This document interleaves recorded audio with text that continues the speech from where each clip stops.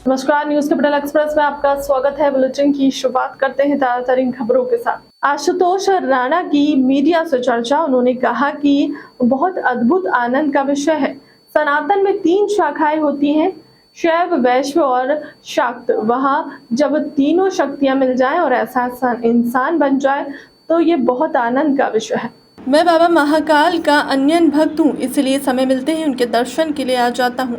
आज भी मैं बाबा के पास इसलिए आया हूँ कि उन्होंने मुझे संसार में जीवन दिया, बस इसी का धन्यवाद देने आया हूँ। आगे उन्होंने ये भी कहा कि उन्हें आज जो कुछ भी मिला हुआ है वह सभी बाबा महाकाल की कृपा से ही प्राप्त हुआ है। जी विजय राघवगढ़ के अंदर हीराकुद बनने जा रहा है, जहाँ पे एक ही स्थान पर लोग दर्शन लाभ उठाएंगे। ये बहुत अद्भुत आनंद का विषय है कि जहाँ पे सनातन में 3 प्रमुख शाखाएं होती हैं, एक शैव है, एक वैष्णव है, दूसरा शाक्त है, तीसरा। तो जहाँ पे तीनों शक्तियाँ यहाँ पे इकट्ठी हो जाएं और एक ये ऐसा स्थान बनने अगर जा रहा है तो ये सब कुछ अद्भुत आनंद का विषय है। क्योंकि जब भी कभी कोई एक तीर्थ क्षेत्र, जहाँ पे तीर्थ का मतलब ही होता है जो तारने में सक्षम हो, तो जिस भी क्षेत्र के संपर्क में आके आप तर जाएं तो वह स्थान अपने आप में बड़ा पवित्र होता है। तो मुझे लगता है कि जब परमात्मा विराजेंगे तो यहाँ का प्रत्येक व्यक्ति, चाहे व्यापार हो, व्यवसाय हो, तमाम चीज़ें हों, क्योंकि लोगों का यहाँ पे आना हो, जाना होगा और आपको सिद्धि भी मिलेगी, प्रसिद्धि भी मिलेगी। तो कहने का अर्थ यही है कि बहुत अद्भुत है ये परिकल्पना अगर है और चरितार्थ होती है तो। धर्म संवाद का कार्यक्रम जी अभी है। धर्म संवाद के कार्यक्रम में हम चाहेंगे कि आप सब वहाँ पे रहें, कि जो हम लोग सब गृहस्थ लोग होते हैं और भारतवर्ष के अंदर बहुत सारा धर्म है, प्रचुर मात्रा में बहुत सारा दर्शन है, विश्व का सबसे ज़्यादा दर्शन है। तो इस वजह से जब बहुत बहुतायात में चीज़ें होती हैं तो हमारे मन में कई किस्म के संदेह खड़े हो जाते हैं। तो संतों के आश्रय में आके हम एक जिसको कहें दिशा निर्देश लेते हैं कि भाई वो इतनी सारी चीज़ों में हम किन चीज़ों को पकड़ सकें जिसमें हमारा घर भी चलता रहे, परिवार भी चलता रहे, संसार भी चलता रहे और हमारा जीवन जो है, धर्म जो है वो दंगल का नहीं, मंगल का विषय है। युवाओं को भी जुड़ने की आवश्यकता है। जी बिल्कुल है।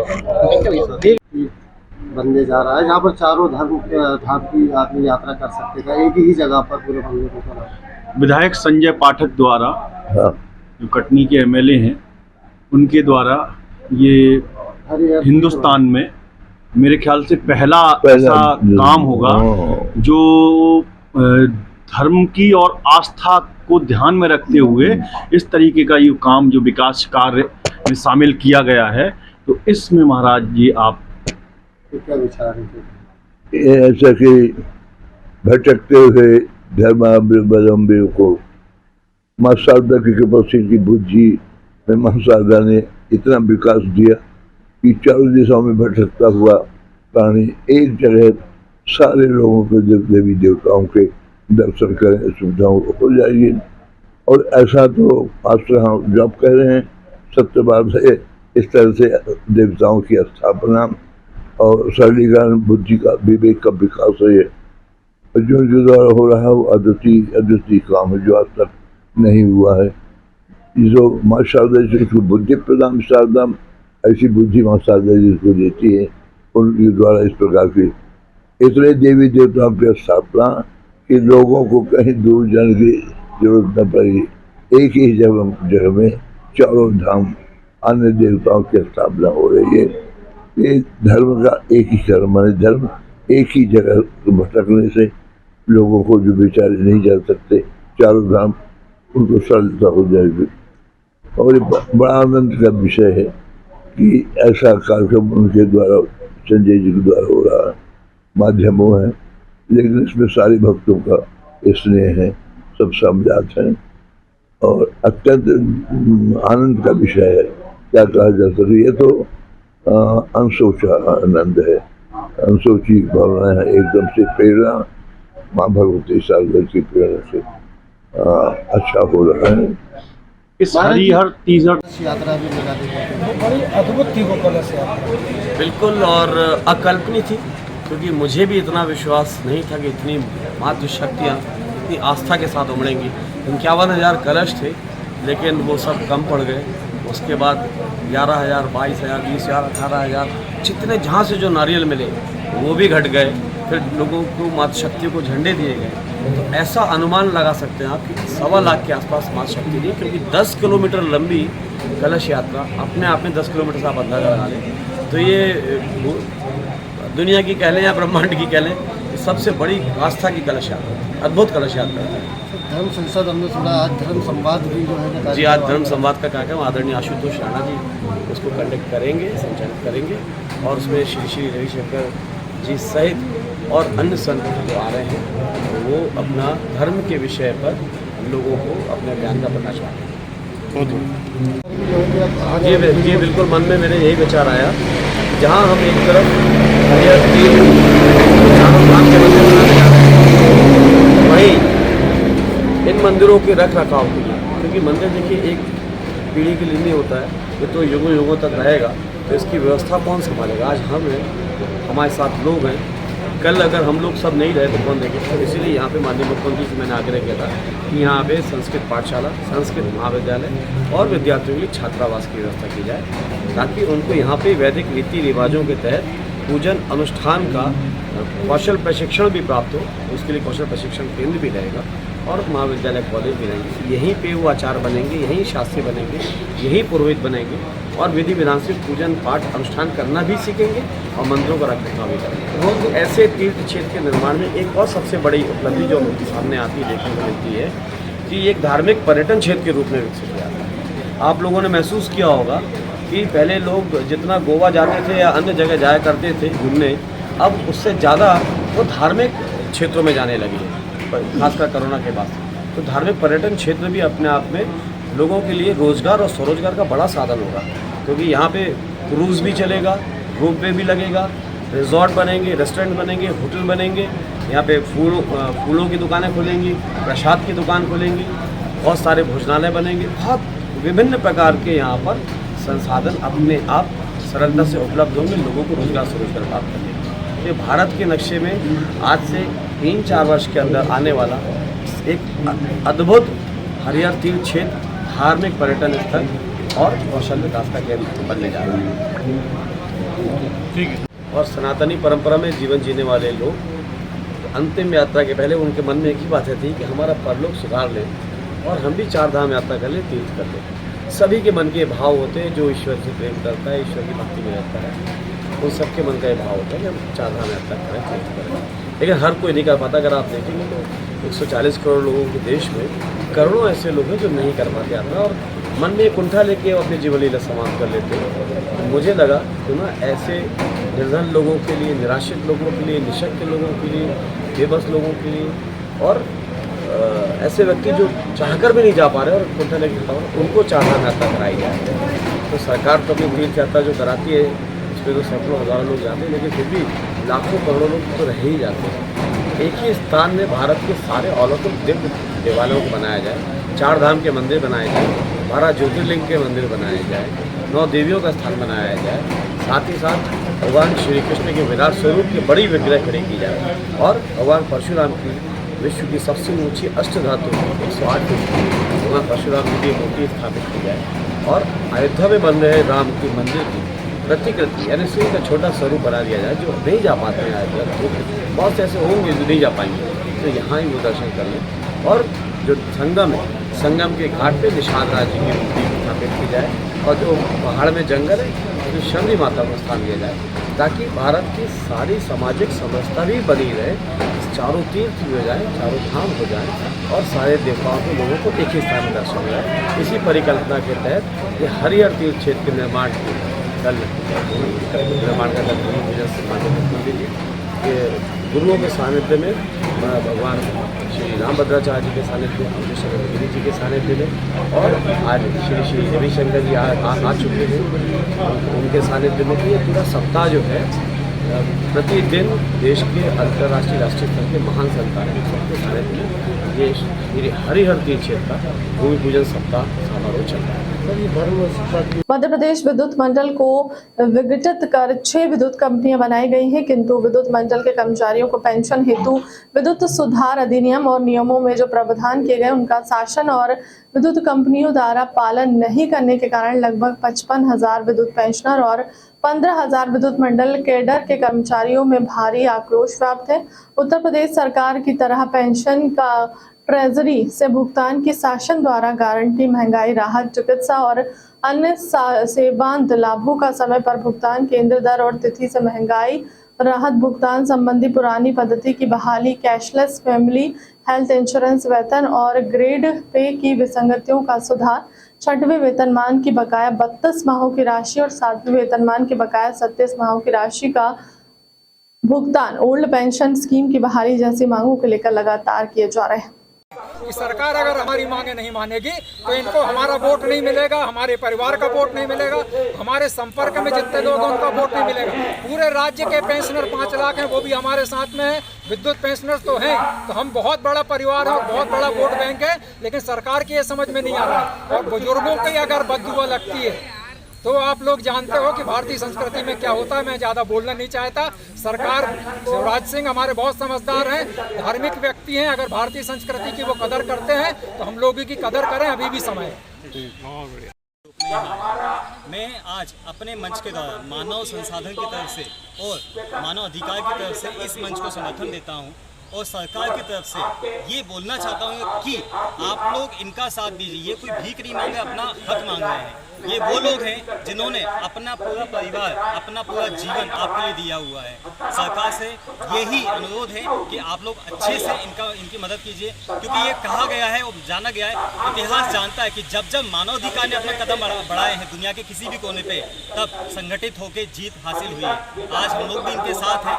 तो आपसे और मीडिया से भी मेरा अनुरोध है कि आप सब भी इनके लिए समर्थन दीजिए और साथ दीजिए। मानव अधिकार के पेंशनर हितरक्षक संघ का प्रदेश अध्यक्ष हूँ और ये जो आंदोलन आज का हो रहा है, ये 7 अक्टूबर को जो हमने आंदोलन किया था, इसके बाद 7 अक्टूबर के बाद हमने 14 नवंबर से लेकर 18 नवंबर, इसके बाद 24 नवंबर को हमने विशाल आंदोलन किया था नीलम पार्क में। उसी की कड़ी में ये आंदोलन हो रहा है। सरकार हमारी लगातार अनसुनी कर रही है, हमें आंदोलन पर मजबूर कर रही है। हम बार बार निवेदन कर रहे हैं, आंदोलन कर रहे हैं, लेकिन हमारी ओर कोई ध्यान नहीं रहा। सरकार का पूरा ध्यान आज अपने वोट बैंक की ओर है।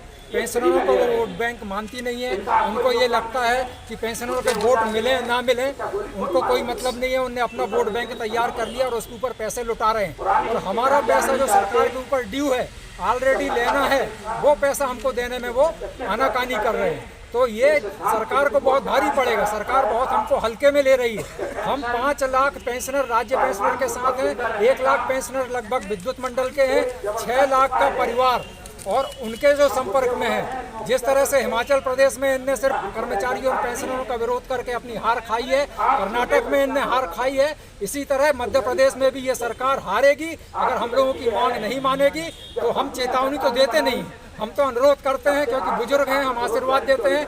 आशीर्वाद अगर नहीं दे पाए तो कम से कम हम इनको एक चेतावनी तो दे ही सकते हैं कि अगर हमारी मांग नहीं मानोगे तो निश्चित रूप से आप देखना कि आज हनुमान जी का हमने 40वां पाठ किया है। हनुमान जी की कृपा होगी, इनकी गदा ऐसी चलेगी कि इनको समझ में आ जाएगा कि अगले बार ये सत्ता में रहेंगे नहीं। लंबे समय से आंदोलन करते आ रहा है और कई बार आप लोगों ने ज्ञापन से लेकर काम बंद करने तक का नौबत आ गई, लेकिन सरकार सुन नहीं रही है। तो क्या कुछ कहाँ कमी रह जा रही है?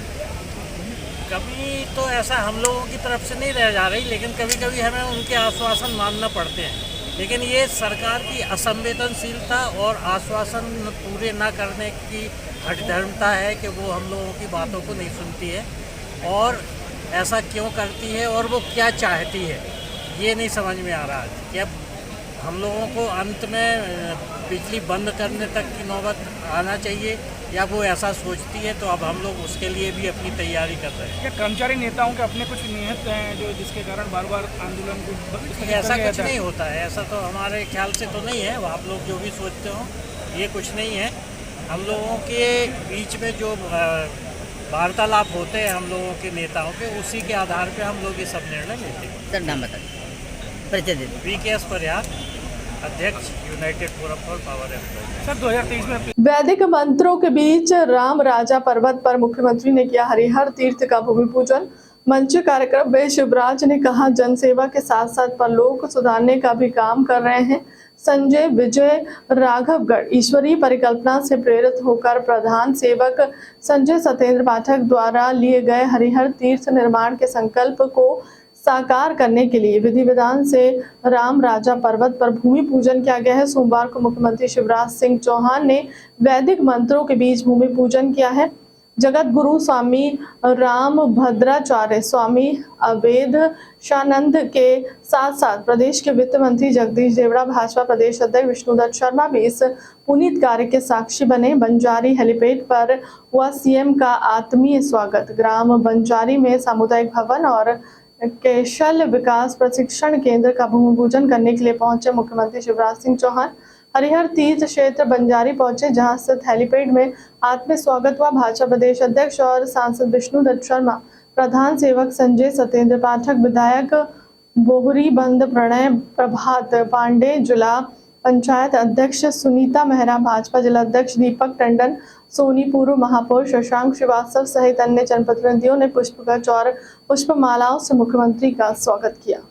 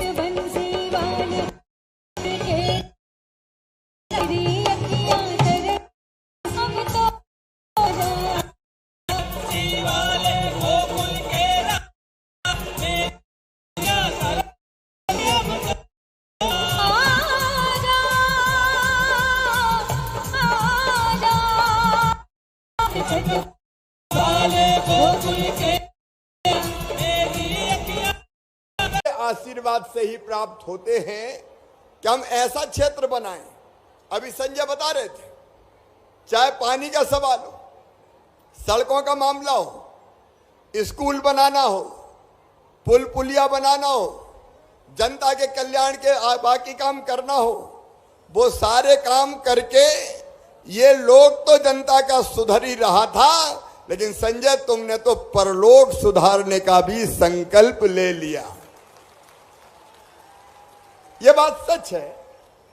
रोटी कपड़ा मकान पढ़ाई दवाई रोजगार का इंतजाम ये चाहिए, लेकिन इससे ही मनुष्य सुखी नहीं रहता। कभी न कभी इच्छा होती है मरने के पहले चारों धाम हो जाए, यहाँ पर सभी तीर्थ स्थलों के दर्शन हो जाए, सब देवताओं की पूजा कर लें, तो सचमुच में ये प्रेरणा, सचमुच में ये लगता है कि जिंदगी सफल हो गई। और इसी विचार से हमने मुख्यमंत्री तीर्थ दर्शन योजना प्रारंभ की थी, क्योंकि एक सभा में मैं बुजुर्गों की बैठा था, तो हमने पूछा बुजुर्गों के लिए क्या करना चाहिए।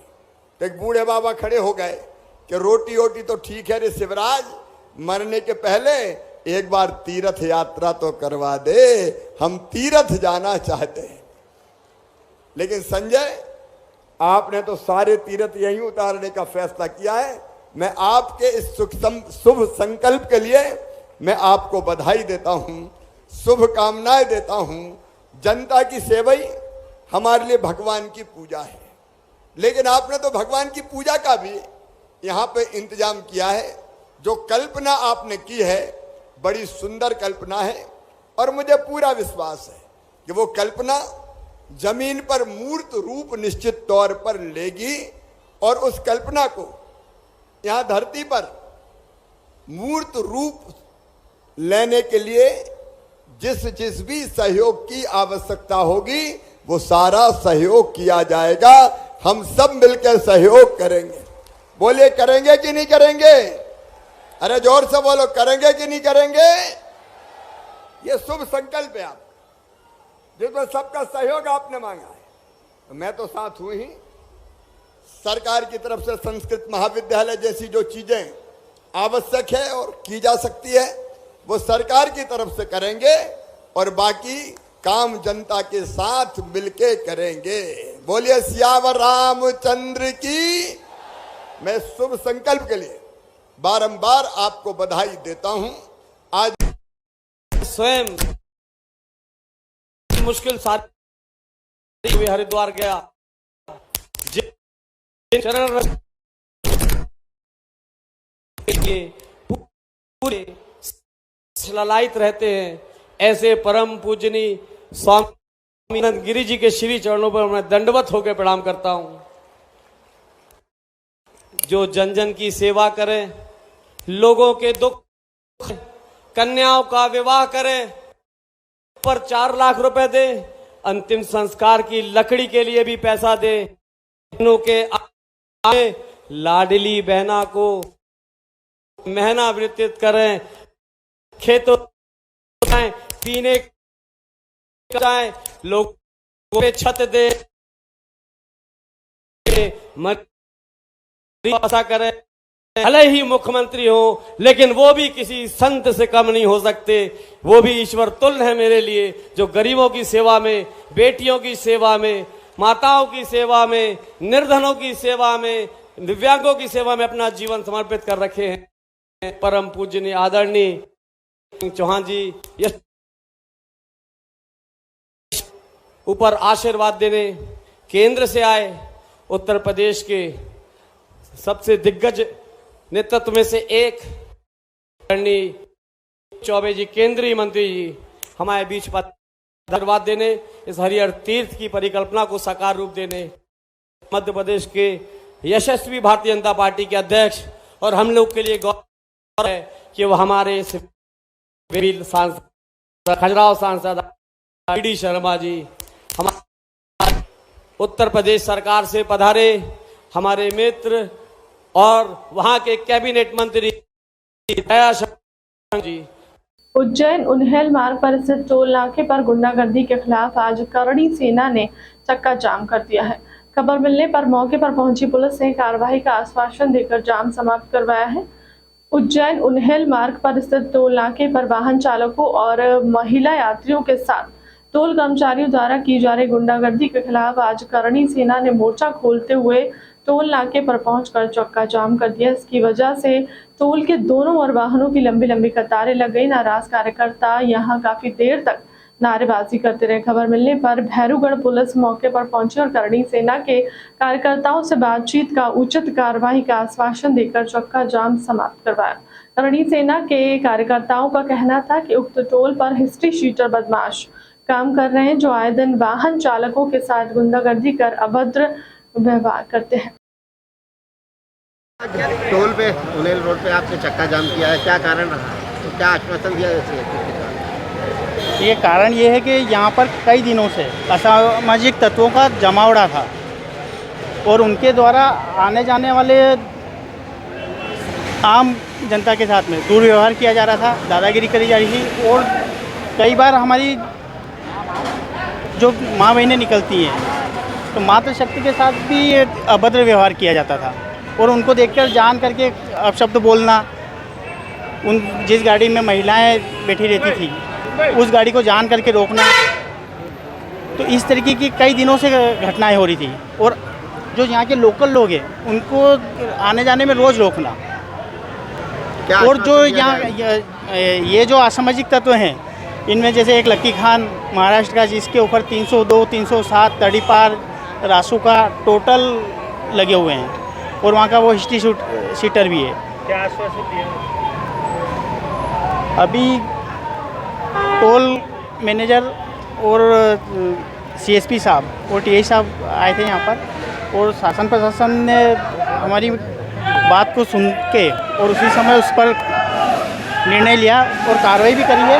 और उन्होंने आश्वासन दिया है कि ऐसे असामाजिक तत्व आज के बाद कभी भी टोल पे नहीं दिखेंगे। टोल की परमिशन भी यहाँ से समाप्त हो चुकी है, उसके बाद भी ये टोल चल रहा है। टोल क्या है कि टोल जिनके पास था उस कंपनी के पास से जो वो ख़त्म हुई है, और इसके बाद इन्होंने कैसे क्या लिया है वो तो अभी जानकारी निकालना है। पर यहाँ पे क्या है कि टोल का एक नियम रहता है कि टोल के ऊपर आप एक भी कर्मचारी बिना पुलिस वेरिफिकेशन के नहीं रख सकते। तो यहाँ पे मतलब पिछले 3 वर्षों से बिना वेरिफिकेशन के ही सभी गुंडा तत्व काम कर रहे थे यहाँ पर। तो उन गुंडा तत्वों के खिलाफ हमने ये कार्रवाई का बोला है, जिसके अंदर नवाबुद्दीन झिड़ियावाला, जिसके ऊपर कई केस हैं, जो अपने साथ गार्ड लेके घूमता है और लोगों की ज़मीनों पर कब्जा करता है और लोगों के साथ रंगदारी करता है। तो ऐसे गुंडों का यहाँ टोल टैक्स पे क्या काम? और मैं तो ये कहता हूँ कि ऐसे लोगों को गार्ड देने की भी क्या ज़रूरत है? क्या पूरी मांग है? करनी सेना के कुछ लोगों के द्वारा आज धरना प्रदर्शन यहाँ पे किया गया। टोल को बंद करने की कार्रवाई कर रहे थे वो लोग। उनके द्वारा ये मांग रखी गई कि यहाँ पर टोल पर कुछ असामाजिक तत्वों का जमावड़ा बना रहता है, और वो लोग इस टोल को संचालित करने में भी उनकी भूमिका है। तो उनके खिलाफ अभी तत्काल त्वरित कार्रवाई करते हुए उन्हें आश्वासन दिया गया है कि जो भी इनमें अगर असामाजिक तत्व हैं उनके खिलाफ कोई आपराधिक रिकॉर्ड पाए जाते हैं तो उनको तत्काल निरस्त किया जाएगा। सर, इसमें इनका ये भी कहना है कई लोग जो आते हैं महिला बहनों से भी अपराध करते, पैसे भी ज़्यादा लेते हैं टोल वाले। हाँ, इसकी जांच करवाएंगे। जो भी इसमें तथ्य सामने आएंगे उनके अनुसार वैधानिक कार्रवाई की जाएगी। बिना पुलिस वेरिफिकेशन के लोग काम कर रहे हैं। इनका कहना है कि 3 साल से कंटिन्यू जो टोल चल रहा था, तो जब ये अभी नई कंपनी आई है 1 महीना हुआ है इसको, तो उन्हीं लोगों को इन्होंने कंटिन्यू किया है, अभी नई भर्ती नहीं करी थी। तो उन लोगों का वेरिफिकेशन अभी करवाना बाकी था, जिनका पुलिस वेरिफिकेशन होगा, जो भी उसमें आपराधिक रिकॉर्ड पाए जाते हैं तो उनका तत्काल निरस्त किया जाएगा। अवैध तरीके से गर्भपात की गोलियां बेचने पर मेडिकल स्टोर संचालक पर की गई कार्रवाई, दुकान की गई सील। कड़रवारा शहर के राजेंद्र मेडिकल स्टोर का एक मामला प्रकाश में है, जिसमें दुकानदार के द्वारा अवैध रूप से गर्भपात की गोलियां बेचने पर शिकायत के आधार पर ड्रग इंस्पेक्टर ने मौके पर दुकान का निरीक्षण किया। इस दौरान मामले से जुड़ी शिकायतों पर गर्भपात की गोली से संबंधित दस्तावेजों की जानकारी ली। मौके पर राजेंद्र मेडिकल के संचालक ने दस्तावेज उपलब्ध नहीं कराए, जिसमें ड्रग इंस्पेक्टर देवेंद्र जैन ने पंचनामा की कार्रवाई कर दुकान को सील कर दिया गया है। इस कार्रवाई से शहर के मेडिकल स्टोरों के संचालकों में हड़कंप की स्थिति देखी जा रही है। ड्रग इंस्पेक्टर की इस कार्रवाई से जहां कुछ दुकानदार भी कार्रवाई की हद में आ जाते हैं, हालांकि इस मामले में राजेंद्र मेडिकल पर बिकने वाली दवाइयों की कुंडली खंगाली जा रही है। आप यहाँ पे आए? देखिए, मेरे संज्ञान में एक गर्भपात की दवाइयों को आपके अनुचित रूप से बेचे जाने का प्रकरण आया था। मुझे आपके समाचार पत्र के माध्यम से और आपके व्यक्ति द्वारा व्हाट्सएप पे वीडियो प्रेषित किए उसके माध्यम से संज्ञान में आई चीज़ें, जिसको लेकर के आज निरीक्षण किया गया है।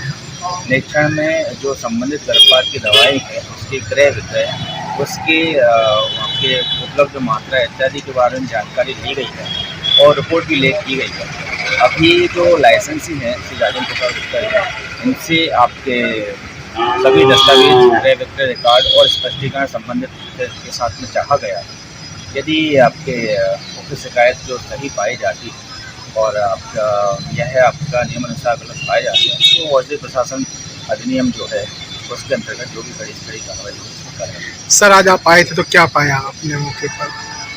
देखिए, मैंने सबसे पहले तो जो दवा है जिसके बारे में कंप्लेंट आई है उसके संबंध में ही आपको मेन जानकारी चाहिए, है ना, चूँकि यह अभी क्रय विक्रय का रिकॉर्ड ही प्रस्तुत नहीं कर पाए हैं और उस दवा का सोर्स की जानकारी अभी मुझे नहीं मिली। यह है कि जैसी कोई प्रक्रिया है नियमानुसार इनके लिए कारण बताओ नोटिस जारी करते हुए संबंध में तथ्य जानकारी चाही जाएगी, पूछा जाएगा, तदनुसार ही आगामी कार्रवाई की जाएगी।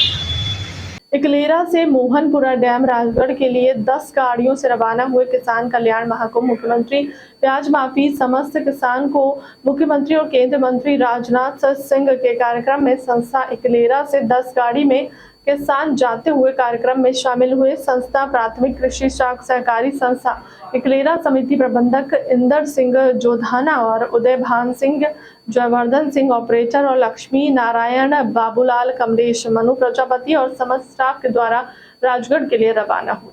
और क्या घटना क्या हुआ, पूरा कहाँ के लोग हैं? ये सारे लोग सर मोहास के हैं, बारात में गए हुए थे, दोस्त की शादी थी, वहाँ से रिटर्न हो रहे थे। कहाँ गए थे ये बारात लेके? बारात लेके सागर गए हुए थे। कहाँ से गए थे, कहाँ आ रहे थे? मोहास से गए हुए थे, वापस मोहास आ रहे थे।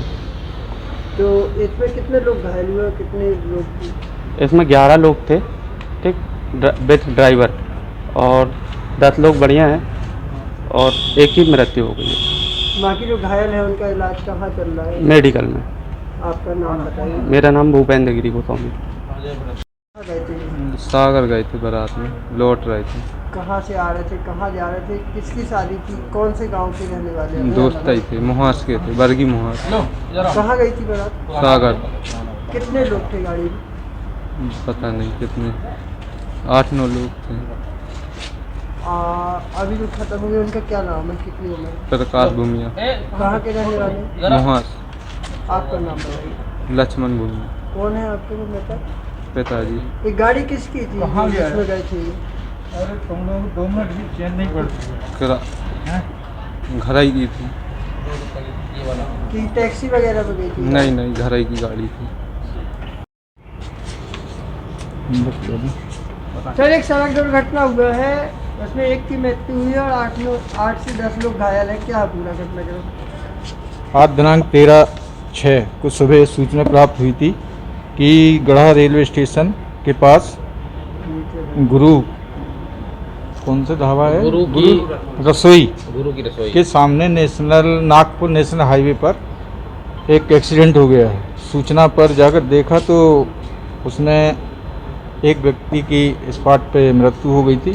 शेष उसमें जो बोलेरो कार में बैठे थे उसमें करीब 10-11 लोगों को, 8-10 लोगों को चोटें आई, जिन्हें उपचार के लिए तत्काल मेडिकल में भर्ती कराया गया और तो मृतक था उसको पीएम के लिए मर्चरी में शिफ्ट कराया गया। सर, कहाँ से आ रहे थे, क्या? ये लोग के ग्राम मोहास के हैं।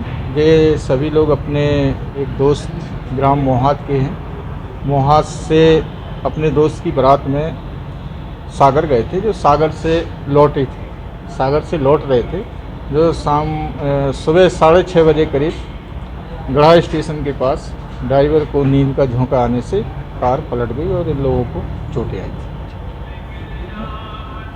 कभी कभी आपसी विवाद इस हद तक बढ़ जाता है कि लोग बेजुबान जानवर तक को नहीं छोड़ते। इंसानों की आपसी लड़ाई का शिकार बेगुनाह बेजुबान जानवर हो जाते हैं।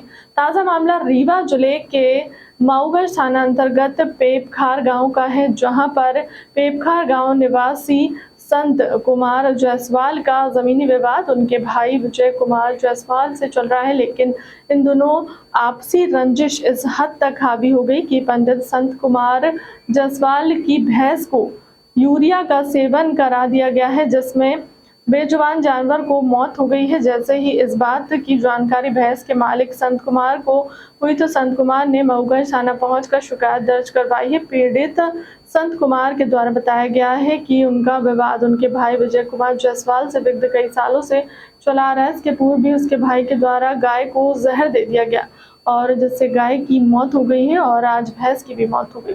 कहाँ की हैं? क्या घटना हुई है? घटना हुआ है कि 9 बजे भैंस ढील के नदी के करें हमेशा कर रहना आई भैंस। 10:30 बजे हमारा आदमी दूध लेके मऊगंज चले गया। हम नहात रहें कुआं पर। फिर हमारे जेठ बोरी में गुमेट के बाएं हाथ थे, कंखरी में दबाई के आओ दहिने हाथ थे, अखैनी लठ ले रहे यहीं दक्षिण तरफ कहीं आए। हम सड़के भर निहारा न उ हमारी के जग के बिखिया सो छपका ताए तो निहारा रहे तो हम कुआं पर से निहारा रहे पछी सामना दिखात है बढ़िया गांव घर नहीं आए। और एक के बाद जब हम खाना दाल बना के रहता है कि देखिए हमारा आदमी कुछ आबा था मोड़ के निहारी थे तो उ छूछ लठ लेके घरे गए बोरी नहीं दिखन ले उनका बोरी नहीं ले रहे। अब आज 10 तारीख का धमकी दे रहे हैं कि 10 लड़ाई है तो झंकी रहे तो का मूरी का से जाड़ उखाड़ के मचिक दे तई ये पृथ्वी में रहबे न तो का अल्टा पलट के एकदम मिटाई देवी है। और आज 3 साल बाद हमारा रजिस्ट्री करा ली हमारे खेत ही सा घर घाल कराए हमार 2-3 ढी से मिली यहाँ से वहाँ भर रजिस्ट्री वह धमकी दे रहे हैं कि तो का जान से ख़त्म करब जान से मारब। तो क्या लगता है कि वही ये किए हैं? हमका शंका लगा थी कि जो बोरी लेके लौटते तब तना शंका रहा और जब बोरी लेके नहीं लौटे लठ भर लेके लौटे और यहाँ जब भैंस से रहे आए 3 बजे हमारे भैंस वापस लौट के सगली जा रही थी 3 बजे नहीं लौटी भैंस तो फिर खोजबीन कर 4 बज गया। जब आए तो भैंस सीधे जाऊँ अड्डा हवे तो नदी किनारे आए तो भैंस पटियान परी है नदी मरी परी है और बोरी के खादी वहीं में चोकर वहीं में किराई वहीं में सब अमीस के चारू तबे बोरी बिछा के दाई के ईंटा पत्थर छपा दे रहे हैं चारू कोना और भैंस ऊँटते हिली है वहीं नदी में गई है और पानी में डूब के मर गई पानी पिए हुई वहीं थी। ठीक। कुमार जायसवाल नाम है, मैं पैपखार का हूँ। क्या घटना हुई है? हमारी भैंस का कहावत है नदी तरफ ढील के सवेरे 9 बजे पहुँचा दिया। किसने? संत कुमार ने, जिसकी भैंस है हमारी। वो जब मऊगंज तरफ चला गया तो हमारा भाई वहीं लहना लगा था। एक बोरी में कुछ जहर ले करके और एक लठ ले करके नदी तरफ आया। हमारी घर वाली वहाँ कुआं पर से देख रही थी, इधर उधर छपक रहा था मेड़े के आड़ी आड़ी पर डायरेक्ट कोड़े तरफ नदी तरफ आया आदमी और फिर 12 बजे हमारे भैंसी यहाँ खाली लौटा। फिर आदमी लठ भर लेकर बोरी यहीं छोड़ गया। वहीं बोरी नमक की बोरी है वहीं बिछा के यूरिया खादी उसी में चोकर किराई मिला करके हमारे भैंसी का दे दिया। भैंस वहीं नदी में मर गई। 3 बजे आपस होती थी भैंस। 3 बजे जब आपस नहीं हुई तो मैंने खोज करने चला वहीं स्पॉट पर ये मिला सब जहर।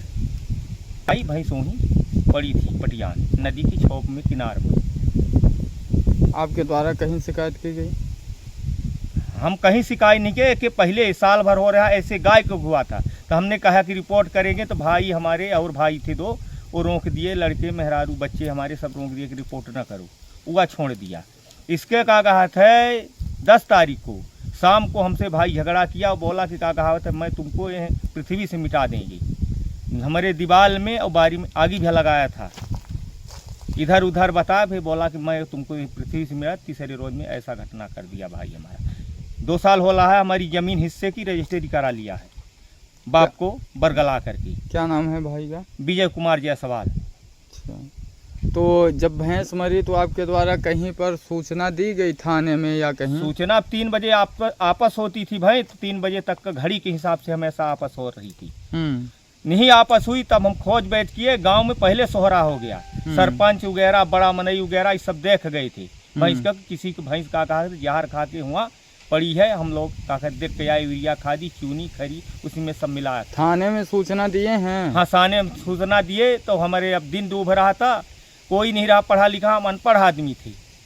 1-2 से आदमी से कहे परिवार से कहे हम नहीं जाओगे परिवार में मिला है तो सरपंच पकड़ा। सरपंच वहाँ गए, थाने वाले बोले कि लिख के दो, मैं अनपढ़ था इसलिए सरपंच लिख के क्या दिए क्या नहीं और नामजद रिपोर्ट नहीं किए।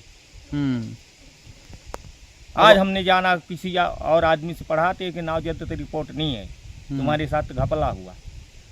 आप क्या चाहते हैं? अब ये खवाते समय नहीं दिखा, 100% मालूम है कि हमारा भाई खवाया जहर, इसलिए कि इस तरफ आया हो।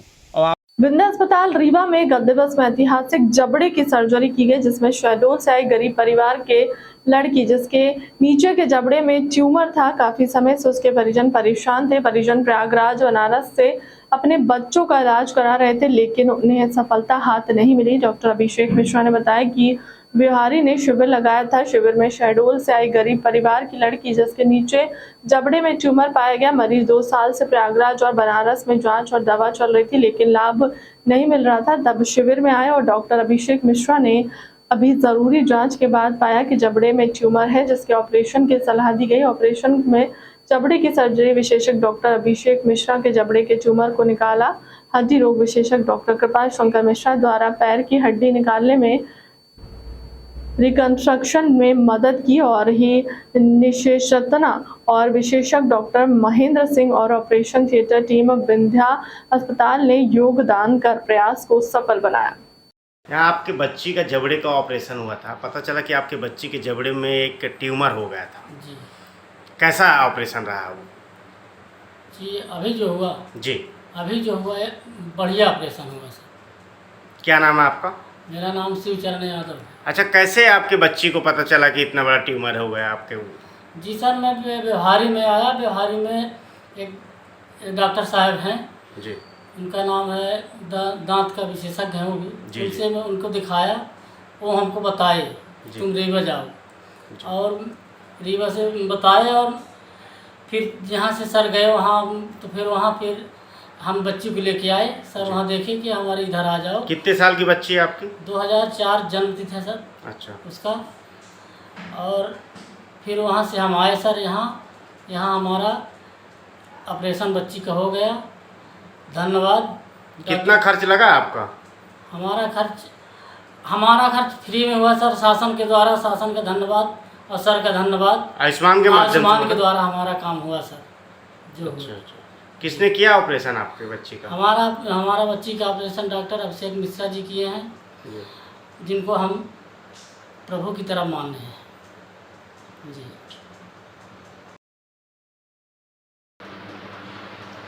सर, आपने एक विंध्या हॉस्पिटल रिसर्च सेंटर में एक जबड़े का ट्यूमर निकाला है, कैसी स्थिति है पेशेंट की? सर, पेशेंट अब बिल्कुल ठीक है। अब उसके सारे वाइटल सपोर्ट्स जो भी हमने एक्स्ट्रा लगाए थे सब निकाल दिए हैं, और अब वो जो है चम्मच से धीरे धीरे करके खाना भी खा पा रहा है। अच्छा, क्या खतरा था सर इसमें? इस ऑपरेशन में पेशेंट को क्या खतरा था? पेशेंट एक्चुअली क्या है, पेशेंट 1.5 से 2 साल पहले पेशेंट के नीचे जबड़े में एक छोटी सी गांठ बनी, जिसके लिए वो लगातार बनारस और इलाहाबाद में अपना ट्रीटमेंट ले रहा था, लेकिन उसको पूरी रिकवरी नहीं हुई। और धीरे धीरे उसकी गांठ जो है वो दाएं जबड़े से बढ़ते हुए बाएं जबड़े में भी, यानी नीचे का पूरा जबड़ा उसका एकदम से उस ट्यूमर के पकड़ में आ गया था, जिससे उसे अब खाने में, खाना गुटकने में भी काफ़ी समस्या जा रही थी। बार बार जबड़े में अंदर और बाहर तरफ से गांठ बढ़ते जा रही थी, उसमें पानी भर रहा था, पानी निकल रहा था, और इसी समस्या के साथ अब दर्द भी पैदा हो गया था। बीच बीच में जबड़े से खून का स्त्राव भी हो रहा था। तो मरीज हमें जो है हमारे संपर्क में आया। उसके बाद हमने सारी ज़रूरी जांचें उसकी कराई, एक्सरे और सारी जांचें, और उसके बाद हमने उसमें पाया कि इसमें एक प्रकार का ट्यूमर है जो पूरी तरीके से पूरे जबड़े को नीचे कवर कर चुका है। तो हमने हमारी पूरी सर्जिकल टीम ने इसकी प्लानिंग करी और विंध्या अस्पताल में हमने इसका ऑपरेशन किया।